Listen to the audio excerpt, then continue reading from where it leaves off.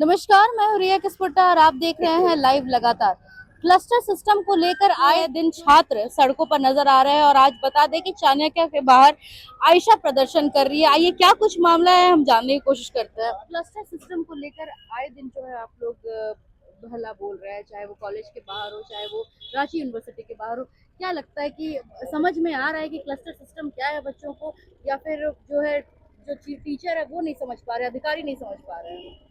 पहली बात तो क्या यहाँ के एजुकेशन मिनिस्टर को समझ में आया कि क्लस्टर सिस्टम है क्या, उसके अंदर जितने भी पॉइंट्स हैं, जितने भी बिंदु हैं, उनको आप समझ पाए हैं कितना से, उनका कितना ग्राउंड रियलिटी होगा इम्प्लीमेंट क्लस्टर सिस्टम आने के बाद, उसको पूछिए। और जब राज्यपाल बोलते हैं कि क्लस्टर सिस्टम आने के बाद और बोलते हैं कि झारखंड का शिक्षा व्यवस्था खराब हो गया, पर तो क्यों खराब हुआ? इसका थोड़ा जिम्मेदार तो आप भी है।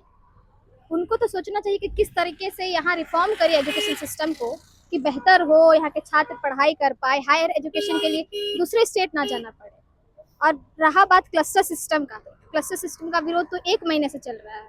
क्लस्टर सिस्टम आ जाने के बाद 4-5 कॉलेजेस मर्ज होंगे, जिसमें से एक कॉलेज में पढ़ाई होगा साइंस का, दूसरे कॉलेज में होगा आर्ट्स का, दूसरे कॉलेज में होगा कॉमर्स का। जैसे आप देखिएगा एग्जाम्पल के लिए डोरंडा कॉलेज, वहाँ पे 14,000 से ज़्यादा छात्र पढ़ते हैं और 14,000 में से ज़्यादा सिर्फ 3 या 4 हजार छात्र सिर्फ साइंस के हैं। और बाकी छात्रों का क्या होगा? अगर आप डोरंडा कॉलेज में सिर्फ साइंस का पढ़ाई कराइएगा तो बाकी जो छात्र है वो जाके कहाँ पढ़ाई करेंगे? मतलब बेसिकली क्लस्टर सिस्टम में ये होगा कि अगर किसी स्टूडेंट को कुछ मेजर कुछ लेना होगा तो उसको अलग अलग कॉलेज में जाकर के सारे का पढ़ाई करना पड़ेगा। हाँ बिल्कुल, अलग यहाँ तो रांची यूनिवर्सिटी में तो अलग अलग डिस्ट्रिक्ट में भी रांची यूनिवर्सिटी का कॉलेजेस जो भी अंदर आते हैं वो अलग अलग डिस्ट्रिक्ट में भी है, तो उनको दूसरे डिस्ट्रिक्ट में जाके दूसरे को जो उनका कोर्स होगा वो पढ़ाई करना पड़ेगा। खास और प्रोफेसर्स का भी जो प्रॉब्लम होगा वो बहुत ज़्यादा बढ़ेगा, क्योंकि प्रोफेसर्स एक सब्जेक्ट के एक अलग अलग होते हैं, तो उनको दूसरी जगह जाकर पढ़ाना ये तो बहुत मुश्किल हो जाएगा। तो क्लस्टर सिस्टम एक तरीके से पॉलिसी नहीं, एक बोझ ही है स्टूडेंट्स के ऊपर।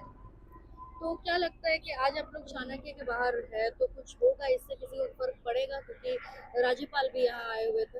फर्क तो पड़ना चाहिए, होप कि फर्क पड़े उनको, क्योंकि एजुकेशन के मामले में तो किसी को फर्क नहीं पड़ता है, तनिक भर नहीं पड़ता है, क्योंकि आए दिन पेपर लीक हो रहा है, आए दिन कितने घोटाले हो जा रहे हैं, लेकिन फिर भी किसी को कोई फर्क नहीं पड़ रहा है।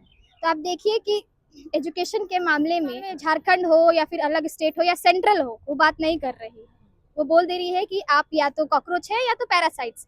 जब यही आपकी मेंटेलिटी है और जब सिस्टम ही इतना खराब रहेगा तो एजुकेशन के बारे में बात कौन करेगा? बात कर कौन रहा है एक्चुअली? बात कौन कर रहा है? राज्यपाल बोल रहे हैं कि खराब ही एजुकेशन सिस्टम है, एजुकेशन मिनिस्टर सुदेवी कुमार सोनू वो बात नहीं कर रहे हैं। और रहा बात मंत्रियों का, विधायकों का, वो कोई बात नहीं करता एजुकेशन के मामले में। और क्लस्टर सिस्टम के मामले में इन्हीं को पता नहीं होगा। जितने भी मंत्री और विधायक हैं उनसे पूछिए कि क्लस्टर सिस्टम क्या क्या है क्लस्टर सिस्टम?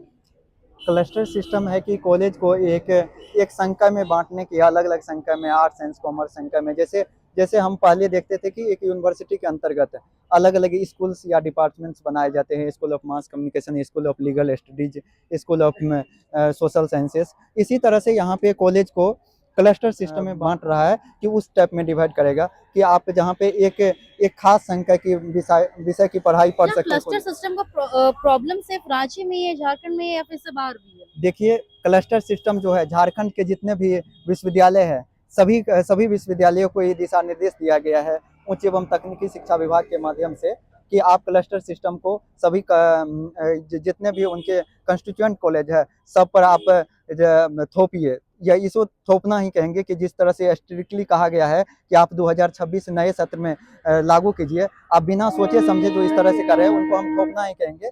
इस तरह से काम किया जा रहा है हर कॉलेज में। लेकिन अभी तो ये पहला स्टेज है, इसमें जो ग्रामीण क्षेत्र के हैं उनको तो छोड़ दिया गया है कि यह करने के लिए कि एकाएक बड़ा विरोध का स्वर ना उठे। लेकिन जिस तरह से है वो एक प्रयोग कर रहा है, कुछ कुछ कॉलेज को लेके, अलग अलग जगहों के लेके, कॉलेज को लेके प्रयोग कर रहा है। आप समझ सकते हैं कि रांची में तो फिर भी किसी तरह से काम चलने लायक की स्थिति में बन सकती है। आप विशेष व्यवस्था देंगे जहाँ पे जैसे लोहरदगा हो गया, खूंटी हो गया, सिमडेगा हो गया, या झारखंड के अंदर का, वहाँ पे क्या होगा जहाँ पे 1 से 2 कॉलेज है उनको जो बनाया जाएगा, जब 50 किलोमीटर के रेडियस में एक कॉलेज है तो वहाँ पे पढ़ने के लिए कहाँ जाएगा? वो जो रुपया जो खर्च होगा आर्थिक रूप से, उनको बस सुविधा से लेके, रहने खाने से लेके, घर के पास वाले कॉलेज में वो नहीं पढ़ पाएंगे। तो इस तरह की तमाम तरह की समस्या आएगी। कॉलेजेस के लिए उतना प्रॉब्लम नहीं हो सकता है, लेकिन अगर इंडिविजुअल कॉलेज रहता, बॉयज या फिर गर्ल्स कॉलेज, ज्यादातर गर्ल्स कॉलेज में जो लड़कियां पढ़ती हैं उनके लिए काफी ज्यादा प्रॉब्लम होगी। देखिए वो तो है ही, आप देख रहे हैं कि गर्ल्स कॉलेज को तो रखा ही है, ज्यादातर गर्ल्स कॉलेज को जहाँ पे कि आर्ट साइंस कॉमर्स के साथ साथ वोकेशनल कोर्स की भी पढ़ाई हो रही थी, वहाँ उसको सिर्फ आर्ट्स में डिवाइड कर दिया गया है, सिर्फ वहाँ पे आर्ट्स विषयों की पढ़ाई हो गया। ये कितने से एक तो लड़कियां वैसे भी जो है ना साइंस और कॉमर्स पढ़ने से मतलब पीछे हटती है, लेकिन इस सिस्टम का आ जाने के बाद सीधे उनको बाहर करेगी। जो एक दो कुछ परसेंट लड़कियां जाती थी पढ़ने के लिए, उनको भी बाहर कर दिया जाएगा। दूसरी तरफ एक जो और चीज इसमें छुपा हुआ है, जैसे एनसीईआरटी के तरफ से चलता है RI regional institute of education, जहाँ पे बीएड और एमएड की पढ़ाई 10 से 15 हजार रुपया में होता है। उसी तरह से यहाँ पे स्कूली शिक्षा विभाग के माध्यम से 10 से 15 हजार में बीएड की पढ़ाई होती थी। 2 कॉलेजेज है यानी उनको भी आप पहले तो यहाँ पे कह रहे हैं कि जितने भी एजुकेशन मतलब ये शिक्षा संकाय होगा उनको हम सेल्फ फाइनेंस कोर्स में रखेंगे। अब जब उनको कह रहे हैं कि हम दोनों कॉलेज को रांची यूनिवर्सिटी के अंतर्गत लाएंगे, तो जरूर है कि जो 10 से 15 हजार रुपया फीस है, उनका फीस देना पड़ेगा 1.5 से 2 लाख रुपया। तो ये सीधे शिक्षा को निजीकरण, बाजारीकरण और एक कॉर्पोरेट हाथों में बेचने की साजिश चल रही है। देखिए पहली बात तो यह है कि वो क्लस्टर सिस्टम क्या होता है स्टूडेंटों को बताएं नहीं, जैसे हमें खुद नहीं पता क्लस्टर सिस्टम क्या, और आप बिना बताए थोप रहे हैं, तो ये कहाँ तक सही है?